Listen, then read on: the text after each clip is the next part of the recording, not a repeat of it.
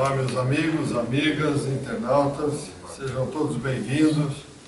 Nós vamos dar continuidade ao estudo deste livro aqui, Espiritismo e Protestantismo. Como eu sempre digo, foi uma discussão bastante amistosa entre o professor Faustino e Caio Schutter, num veículo de comunicação da época, 1907-1908.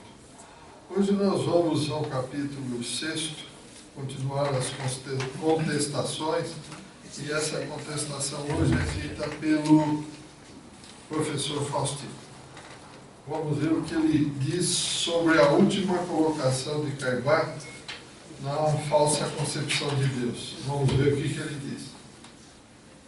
O ilustre, diz o professor Faustino, o ilustre senhor Caibart estranhou, escandalizou-se de haver-vos afirmado que em matéria de espiritismo falávamos ex cathedra.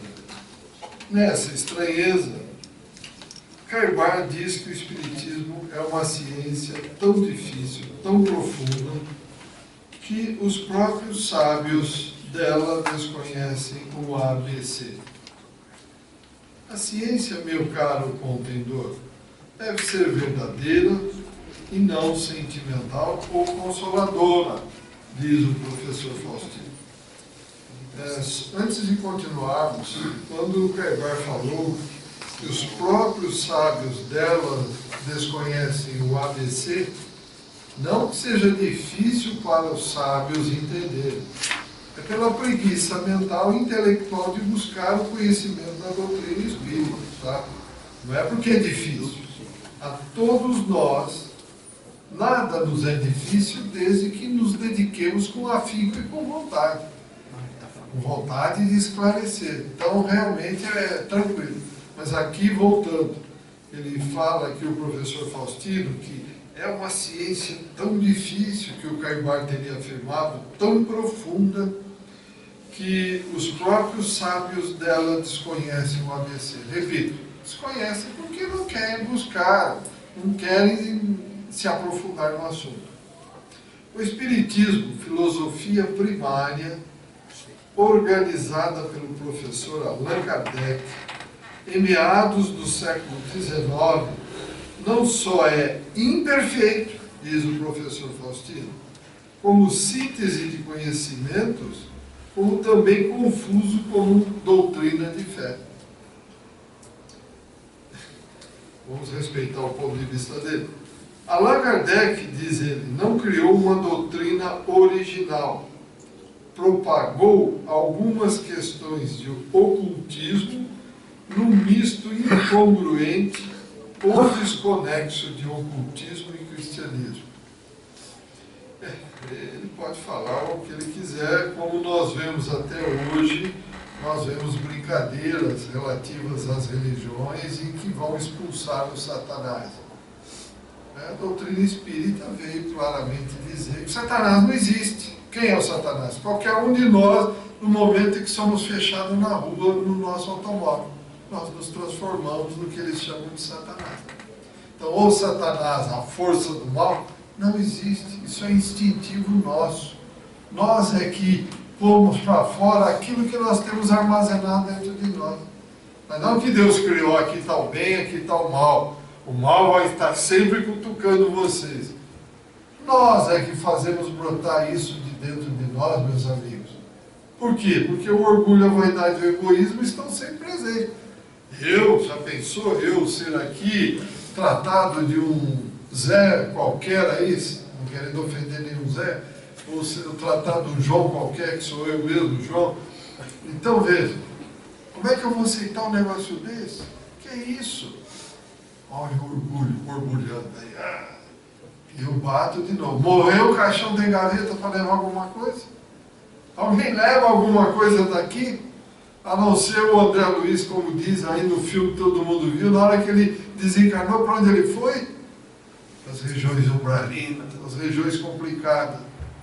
Deus que castigou? Não. Ele que preparou. Como ele agia durante a vida corpórea? Como estamos agindo durante a nossa vida corpórea?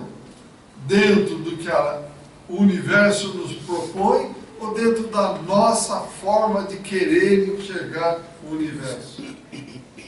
Então está em nossas mãos. A doutrina espírita veio falar: é teu destino, cuide dele, leve para onde você quiser. Não, mas eu sou político, eu quero meter a mão no erário público. O problema é seu, faça isso. Aguente as consequências que virão. Assim é conosco em todos os sentidos. E a doutrina espírita acabou com isso. Não, eu vou lá, eu vou na igreja, eu confesso, acabou, está liquidado, tenho perdão total. Seria muito tranquilo fazer isso, mas seria muito simplório. Seria muito infantil pensar algo assim. Mas o universo não é isso. Plantou, tem que colher.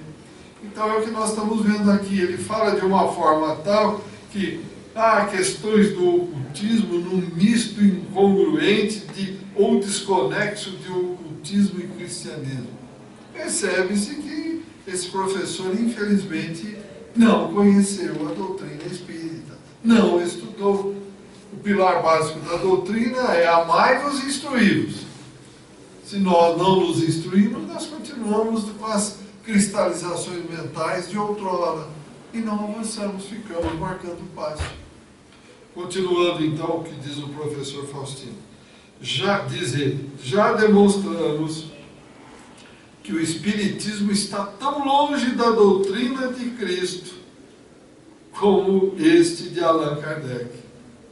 Quer dizer, dá para perceber que não entendeu absolutamente nada. Como filosofia primária, olha a afirmação desse professor. Filosofia primária. O Espiritismo não é mais do que uma pálida compilação de um dos ramos da ciência antiga.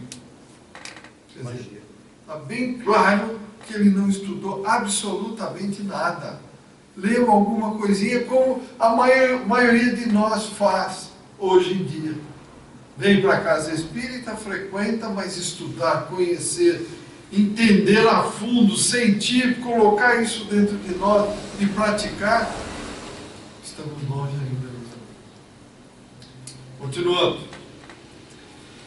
A ciência antiga, compreendida modernamente em 1908, sob a denominação genérica de ocultismo, compreendia muitas divisões, correspondentes a diversas ordens de estudos: cosmogonia, androgonia, psicurgia, gênese, cabala, gnose, alquimia, astrologia, maçonaria, quiromancia, magnetismo, espiritismo, etc, etc. Em síntese, diz o professor Faustino, o objetivo supremo dos antigos era a ação da vida humana sobre o homem e sobre a natureza e evolução dos mortos.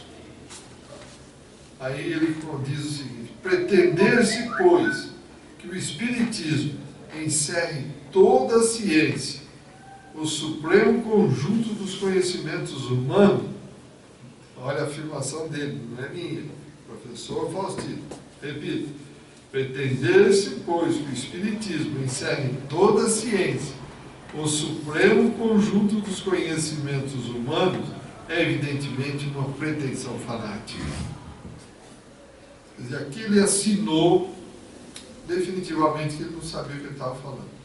Simplesmente estava como uma marionete, afirmo categoricamente isso, sem medo de errar, uma marionete sendo manipulada por alguém que tinha interesse total naquilo que ele fazia, que era a doutrina evangélica. Só isso. Ele era do evangelismo, nada mais. O trabalho de Kardec é até então imperfeito. A ciência oculta fornece dados sobre a evolução dos mortos, que eram inteiramente desconhecidos de Kardec, como são presentemente dos espíritas. A doutrina espírita tem se propagado de modo extraordinário nas classes incultas, devido à simplicidade da filosofia explicada e da clareza com que o seu autor a expõe. Quer dizer, ele é estranho. A natureza é simples. Tudo que a natureza nos mostra é simples. Mas nós queremos, desculpe eu repetir de novo, a roda é redonda, mas o ser humano quer que ela fique quadrada e quer que o efeito de rotação seja como se fosse redondo. Está aqui. Quer dizer, a natureza expõe tudo muito claro, fácil, translúcido, tranquilo. E nós achamos tudo dificuldade. Queremos achar caminhos complicadíssimos para explicar uma coisa assim, que é o que o Espiritismo faz. E que é que ele não aceita. Ele acha que a ciência tem que dar um nó para ir daqui ali, eu vou até a China e volto. O que é isso? O que é isso? Vocês concordam comigo com o que está escrito aqui? É isso ou eu estou entendendo tudo errado? Então tá bom. Este merecimento não se pode negar ao trabalho do ilustre professor francês. Ótimo, pelo menos ele disse que essa simplicidade valeu a pena. A deduzir-se, porém, deste merecimento que ele encerra a verdade, vai um abismo.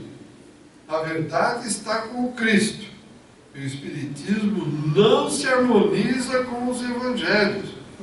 Conforme demonstramos, e o Sr. Caibara até agora não conseguiu refutar os textos bíblicos com os quais temos fundamentado a nossa argumentação.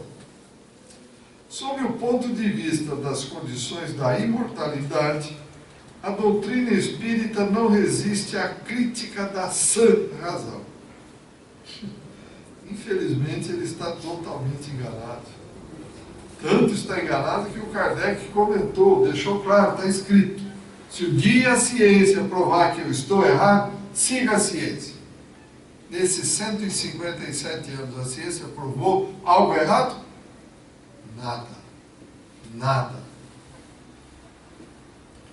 Segundo Kardec, o mundo invisível é formado pelos espíritos mais ou menos adiantados, bons ou maus, ignorantes ou sábios, numa promiscuidade horrorosa. Nossa, que afirmação infantil, demonstrando que o que ele afirmou, ele não tinha nem noção do que ele estava falando. Quer dizer, agressiva também. Hã? Muito agressiva também. Não, além de agressiva, ele assinou que ele não sabia nada.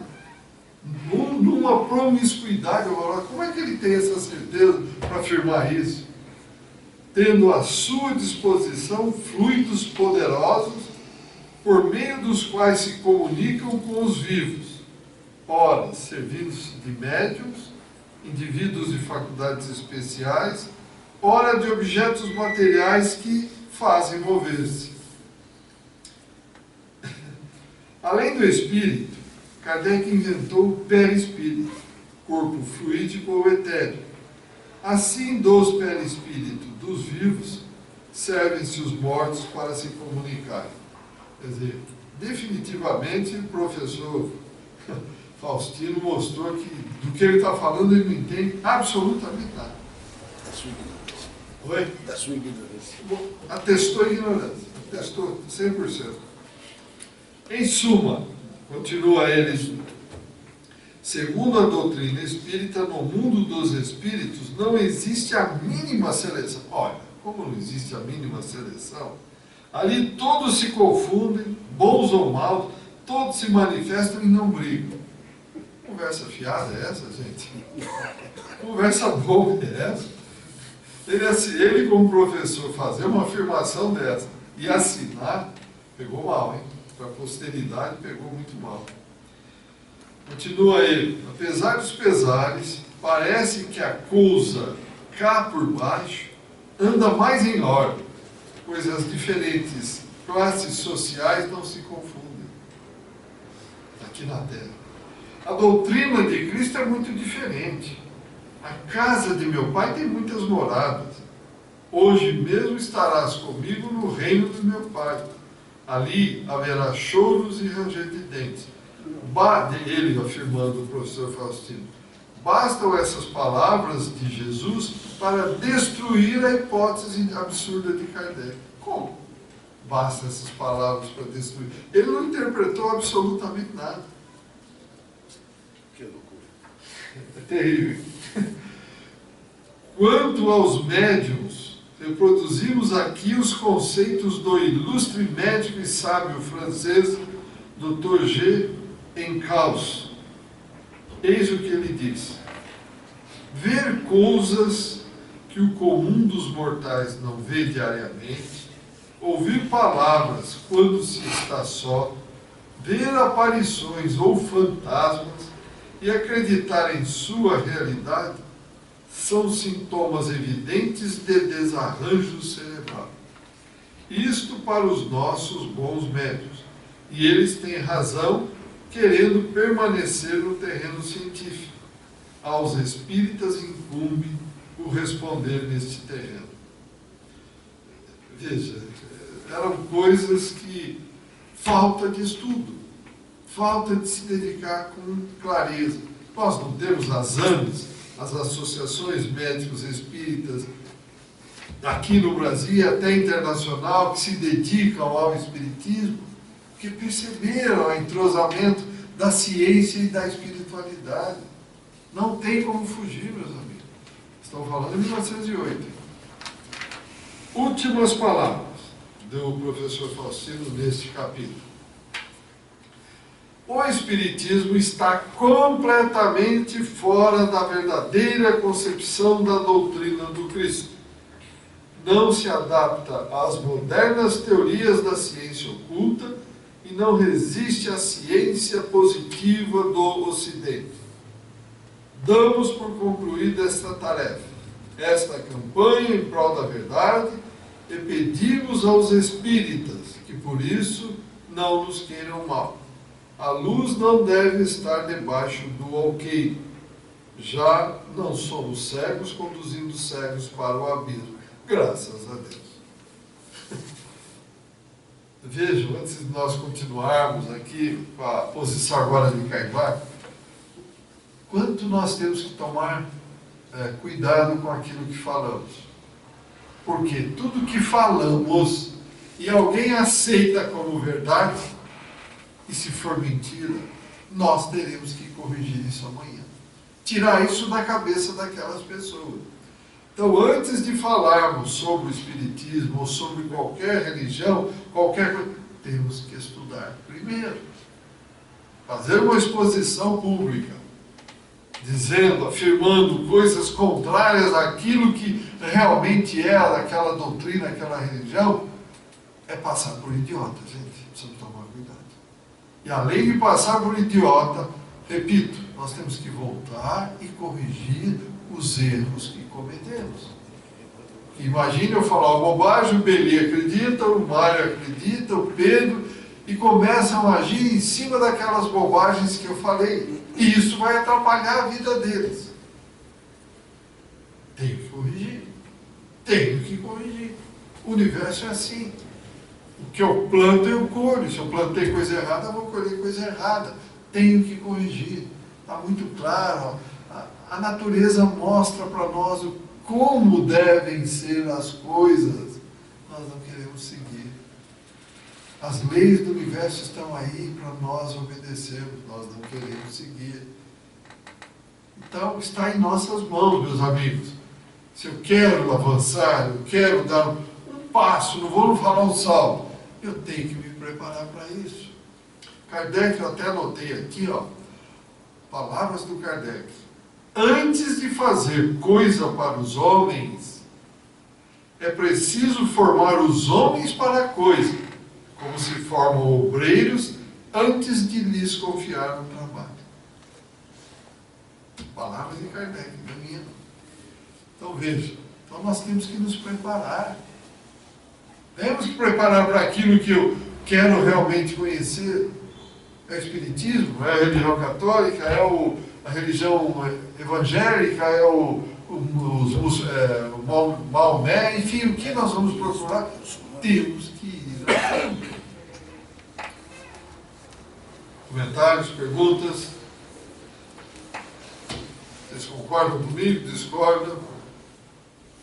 Olha, Pois não, sim. mas o sentimento ainda dos evangélicos não mudou muito do que o professor afirma, não.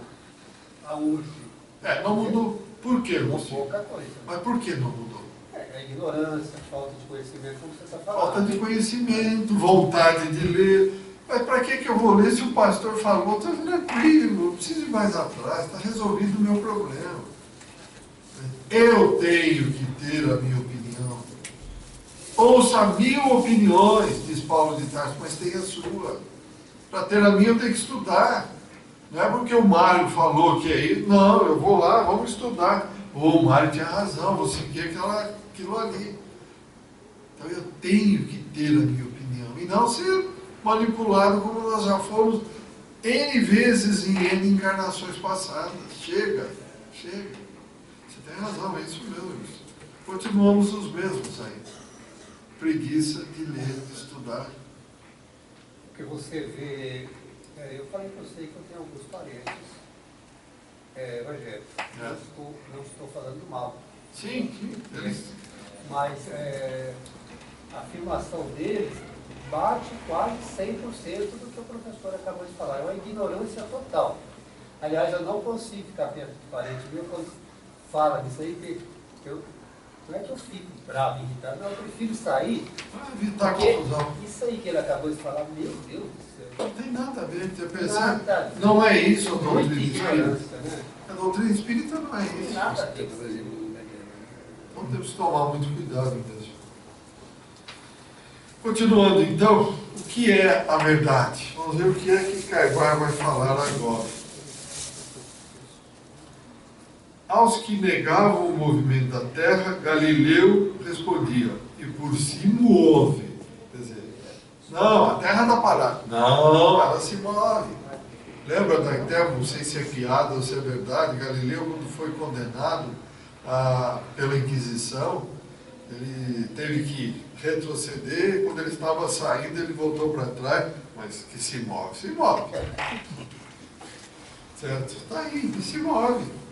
Pior cego é aquele que não quer enxergar. O que eu não consigo entender, o que é que importava na época para a Igreja Católica, se a Terra se movesse ou não?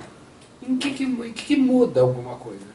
Porque o conceito era que ela era estática, parada. Porque faz muito pouco tempo, considerando a existência do planeta, do homem sobre a Terra, faz 500 anos que descobriram que a Terra era redonda. É muito pouco tempo, né? Muito pouco. Como é que demoraram tanto a perceber que a Terra era redonda, olhando o espaço, vendo que todos os astros são redondos? Por que a Terra ia ser plana? E não se mover? Você sabe o que é? Que interferência tem na religião isso daí, ser plana, ser redonda, quadrada? As cristalizações mentais nossas são muito antigas. E quando nós vamos quebrar isso para mudar uma posição, nós temos medo. Porque vamos ter que assumir outras atitudes. E nós não queremos. Nós não queremos sair da zona de conforto que nós estamos. Inconscientemente nós não queremos sair. Deixa mudar, tá bom assim. Porque a Terra ser redonda ou não é um preceito moral. Não mexe com a moralidade. Mas mexia com as afirmações que a igreja tinha. Eram pontos assim que não se podia tocar. Era aquilo que eles falavam, né? E acabou, não se podia mexer. a situação é outra. O Manda, Pois não. a Terra, engraçado, ela dá giros. Eu vi, né? E nós não percebemos esse giro que ela dá. Não Giro. percebemos. Nem a velocidade que ela está no Nós não espaço. percebemos. Nós habitamos. Não percebemos. A rotação, a translação, o movimento de rotação do sistema solar em torno da estrela central da Via Láctea e a movimentação da Via Láctea, hoje, nesse momento, nós estamos andando a 1.500.000 km por hora. 1.500.000 km por hora. Está baixinho, né? Está tudo paradinho, tudo tranquilo. Imagine um movimento inercial aí, vira tudo pó. Então está tudo tranquilo. E ainda tem gente que diz que não tem Deus no universo. Isso tudo é obra do acaso. Surgiu por acaso. E continua por acaso fazendo tudo isso tranquilamente. Quer dizer, é difícil, né, gente? É complicado, não? Então é a ignorância do homem, né? Que nós vamos Nós vamos fazer. É cristalização mental. Cristalização Tá mental. tranquilo, deixa assim. Tem que despertar. Não mexer com isso, não. Então, de vez em quando vem as grandes cacetadas, é onde começam a, opa, tem coisa errada aqui, tem que mudar. Vem uma guerra, é onde a gente desperta. Vem uma dificuldade grande na vida, opa, tem alguma coisa que eu tenho que mudar. E aí vai, vamos mudando. Pressa, para que pressa? Nós somos eternos. Se demorar um ano, demorar 100, não faz diferença nenhuma. No contexto da eternidade, não é nada. Eu acho que cai muito na questão da gente aceitar que o outro pense diferente, né? A igreja não aceitava que alguém pensasse diferente do que ela exatamente, impunha. é isso mesmo. É verdade, é isso mesmo. Mas enfim, nós estamos aí para mudar e temos que mudar, gente. Temos que mudar. Porque se nós não mudarmos, vamos ficando para trás, vamos lá para um planeta primitivo, os nossos amigos, parentes e conhecidos vão tudo embora e nós ficamos sozinhos. Não é isso que nós queremos. Mas continuando com o Kardec. Nosso Pois tempo não, está Pedro. se esgotando, né? Está se esgotando. Cuidado Nesse desse momento, jeito. nesse momento está Vai. se esgotando. Então vamos lá.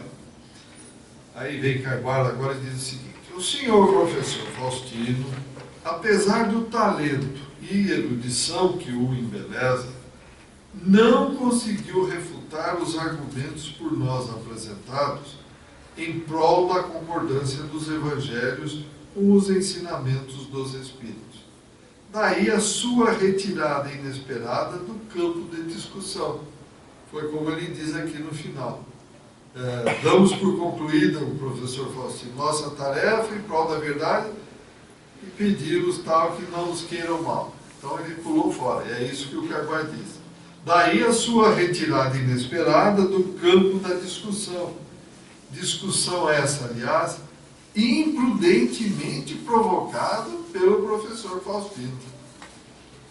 Entretanto, como para os espíritas não há vencidos nem vencedores, como para nós o fim almejado não é receber o laurel da vitória, mas tão somente demonstrar a veracidade da doutrina que propagamos e defendemos, só nos cabe o dever de agradecer ao ilustre moço o ensejo que nos proporcionou para que, mais uma vez, à luz da verdade, projetasse os seus focos luminosos pelo grande holofote da imprensa independente. Veja, antes de continuarmos, é algo parecido com o Livro dos Espíritos. Lembra a grande queima de livros que aconteceu na Espanha? O que aconteceu? Aquele bispo lá, o Torquato, se eu não me engano, Torquemada, desculpe. Torquemada. Eu podia chamar ela de queimada mesmo. Mandou queimar todos os livros que um dono de uma livraria tinha importado da França, o Livro dos Espíritos. Certo? E o que aconteceu? O que aconteceu? Exatamente isso. Todo mundo ficou curioso. O que é isso? Por que queimar? E aí foi onde houve uma grande divulgação. Aqui foi a mesma coisa. Assim, correspondendo à delicadeza que nos dispensou o ilustrado professor, prosseguimos na nossa tarefa que ainda não podemos dar por terminada. Diz o professor Faustino que não conseguimos destruir um só dos seus argumentos contra a doutrina espírita. O pior cego é o que não quer ver, falei há pouco. E se ele encarasse desapaixonadamente a coisa, como a coisa é, comparasse os seus artigos com os que temos escrito, livre de ideia preconcebida, havia de convencer-se que o castelo construído por ele na areia movediça desmoronou-se por completo, ao primeiro sopro da refutação que por nosso intermédio lhe foi oferecido. Passando do Novo para o Velho Testamento, o ilustre moço transcreveu diversos pensamentos dos antigos profetas, que não vem absolutamente ao caso da discussão. Exemplo: os ídolos deles são prata e ouro, obras de mãos dos homens. Embora o professor Faustino quisesse fazer comparações, elas são mal comparadas, pois não admitindo os espíritas a fé cega, como hão de admitir os ídolos romanos? Mais adiante, o professor Faustino cita o Eclesiastes: o fim da causa é: teme a Deus e guarde os seus mandamentos. Um moço que se diz conhecedor das modernas teorias da ciência oculta e admirador da ciência positiva do Ocidente, vir em pleno século XX pregar o temor a Deus, a doutrina de Cristo manda amar a Deus e não temê-lo. Porque aquele que é só justiça, bondade e misericórdia não deve ser temido por ninguém. Quer dizer, não faz sentido realmente nós termos medo de Deus, aquela figura que todos nós conhecemos, um velho barbudo, rancoroso, com uma chibata na mão, esperando, olhando. Quer dizer, isso não existe, né? Acabou. Não dá para pensar. Deus, entidade suprema, causa primária de tudo que existe no universo, nosso Criador, sabendo que somos pequeninos, estamos rastejando na evolução, ficarmos aqui com medo dele, ao invés de recorrermos a ele para nos ajudar, é pensar muito pequeno. Pensar de uma forma errônea, muito chata. E aí continua: se ele, Deus, só pode fazer bem se a nossa esperança se volve tão somente para ele, por que ter medo? Prosseguindo em suas considerações, diz o professor Faustino: a doutrina espírita tem se propagado de modo extraordinário nas classes incultas, devido à simplicidade da filosofia explicada e da clareza com que o seu autor a expõe. E este merecimento não se pode negar ao trabalho do ilustre professor francês. Ao deduzir, porém, esse merecimento que ela encerra, a verdade vai um abismo. E aí Carbar vem e diz o seguinte: e quem disse ao professor Faustino que os espíritas estão com a verdade absoluta? A verdade absoluta só é conhecida por Deus. Aproximamo-nos da verdade, mas não presumimos ser possuidores dela. Damo-nos, porém, por contentes, se o professor Faustino reconhecer a simplicidade da filosofia espírita e ter sido ela exposta com clareza pelo seu autor, Allan Kardec. E como não ser assim se ela é a verdadeira doutrina do Cristo explicada espiritualmente? E aí Carbar conclui dizendo o seguinte: como Cristo, o Espiritismo se dirige às multidões, sobretudo aos deserdados e humildes. O Espiritismo, como Jesus, se dirige à razão e ao sentimento, e não às sensações. E aqueles que não podem compreender Pitágoras e Platão se sentem comovidos ante os apelos dos Espíritos da Verdade, mensageiros de Jesus. Então vejam, é bom que fique muito claro, deixou aqui bastante transparente. A doutrina espírita veio nos mostrar, como eu disse há pouco, que nós somos herdeiros e donos do nosso destino. Então está em nossas mãos que lado nós iremos? Para o mal, para o bem? Cristo veio e ensinou o que devemos fazer. O que devemos fazer? Amar a Deus e ao próximo como nos amamos. Agora, se eu não me amo, como é que eu vou amar o próximo? Cada um de nós, se ama para valer? Não no sentido narcisista, eu sou bonito, olha como eu sou. Não. Amar por tudo que nós somos. Por esse condomínio de células, esses trilhões de células que estão sob nossa responsabilidade. Como é que nós estamos? Nos amando? Para depois eu amar o próximo? Se eu não tenho respeito nem para comigo, como é que eu vou ter respeito para com o próximo? Então essa é a maravilha da filosofia assim, simples, primária, como ele disse. Não é o padre, não é o fulano, não é Deus que vai te perdoar, é você mesmo perante Deus. Ele está sempre nos perdoando. Ele sabe que somos pequeninos, ínfimos, mas independe de nós. Que caminho eu vou seguir? Vou seguir o caminho errado? Temos os espíritos guardiães ou anjos da guarda que estão sempre do nosso lado tentando nos tirar dos caminhos errados. Eles nos dão a intuição, a inspiração, é a primeira que vem. Não vai por esse caminho. Mas aí vem a nossa personalidade. Como não vou? Eu passo por aqui todo dia, eu sei que é assim, eu vou por aqui. Eu vou e me dou mal. Sou assaltado, cai alguma coisa na minha cabeça, me machuco. Nós precisamos estar na terra e saber ouvidas. E a doutrina espírita vem trazer isso para nós. Alguma pergunta, algum comentário? Então, no próximo encontro nós continuaremos com o Carvalho, falando sobre a penitência do erro.